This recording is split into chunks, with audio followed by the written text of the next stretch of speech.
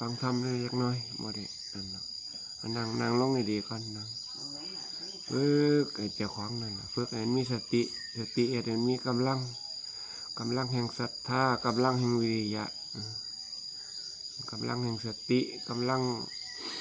ในเรื่องสมาธิกำลังเรื่องของปัญญานั่นแหละมันเป็นศัพท์น้ำเฮ็ดไว้แล้วหาอย่างนี่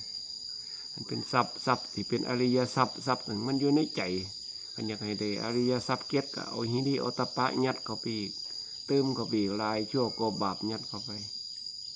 เฮ็ดเข้าไปฝึกโดย4อย่างฝึกอีหยังแน่ฝึกโดยภาวิกายก็เบิ่งกายเฮาซื่อๆนี่แหละเฮาจักตัวบ่ต้องไปไล่มันดอกบ่ต้องไปไล่ตาไล่หูไล่ตับไล่ปอดปานนั้นดอกหูจักคือตัวใบเบิ่งอันในร้านมึงหนังสือก็สิหูพ่อหูจักพ่อไล่ถืออยู่จับอันนี้ก็บ่หลงดอกว่าตินี่แหละอาการท่านที่2เขาก็เบิ่งเอากายภาวิตกายพัฒนากายก็เรื่องอยู่เรื่องกินเฮานี่ล่ะอยู่ให้มันดีต่อมากับภาวิตศีลอยู่น้ำกันหลายคนต้องมีศีลทุกคนนี่เป็นอุบัติว่าใดดิเป็นโพโวเพเวมาแล้วเป็นไล่ตังหลอดก็ยังว่ามันต้องอบรมใส่กันมีสตินั่นแหละตัวนี้มันมีตัวพื้นหลักมันต่อมากับภาวิตกิจนั่นนะพัฒนากิจเหตุให้มันมีกำลังแล้วก็ภาวนาปัญญานำภาวิปัญญา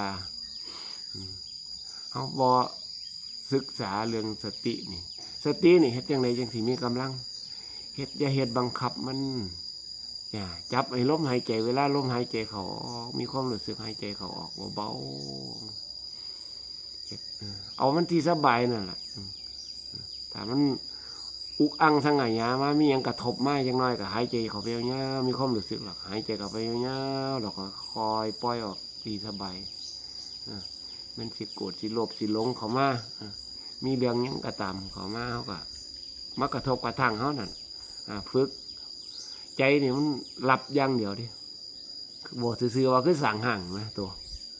ใจเขานี่คือสางห่างนี่ตามันเห็นรูปมันก็ถ่ายรูปมันจะแก่งมามันถ่ายรูปโยนเขามาใจเขาเลยไอเรื่องง่ำบ่ง่ำมันเขาไปแต่งเอาอย่างเนี้ยนั่นวะเขาว้าวซื่อๆด้วยน่ะหูนี่กันนี่มวนบ่มวนงัดเขามาแต่งเอาดิมันเห็นหน้าที่ของเขาก็เห็นหน้าที่ถูกต้องเหรอดิเขาก็มีหน้าที่เบิ้งเขามีสติเบิ้งมีสติคือในประตูคือยังคนเฝ้าบ้านนั่นแหละหรือว่าคนเฝ้าประตูเฝ้าเป็นย่ำเป็นอย่างมีคนยางไกลไปไกลมากกับเบิ้งทั้งสั้นล่ะมีสัมปะเช่นยาเป็นครูเป็นผู้หูเมียตัวน้ำเน่เบิ้งรู้ตัวพร้อมเบิ้งขันเขาไปใจเขาไปตัดสินนี่มันที่เป็นทุกข์เขาไปแต่งเพราะภาษาอันผู้เฒ่าเก่าคนว่าไปอยากให้เป็ดมันเป็นไก่นะไปกลุ่มมันไปคุ้มมันอยากให้มันเป็นอันนั้นอย่างสี่นะเสียกุลวดนะกูเห็นงานเซเว่นมาก่อนเสียงจากสนะเขาค่อยฝึกไปฝึกให้มันมีสติกำลังให้นะสตินี่ตัวสำคัญหลายสตินี่มันติกันในถูกอารมณ์นี่ถ้าน้องว่ามีสตินี่มันกันมาอยู่ดิเขาหายใจอยู่กับลมหายใจนะสติเขาจับหายใจเข้าไปมันจะเป็นกับตะบะเปียกดิ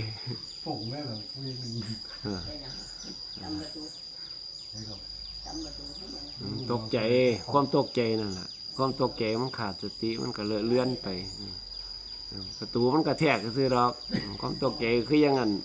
นี่ละคือยังอันเพิ่นเล่าเรื่องกันนั่นละก็คือยังเพิ่นเล่านิทานเรื่องกระต่ายตื่นตูมนี่ละเห็นบ่กระต่ายตื่นตูมกับผ้ามันติดถล่มมันติดละก็เลี้ยนโผล่ไปเวงนั่นละคนบ่มีสติอันเดียวกันมัด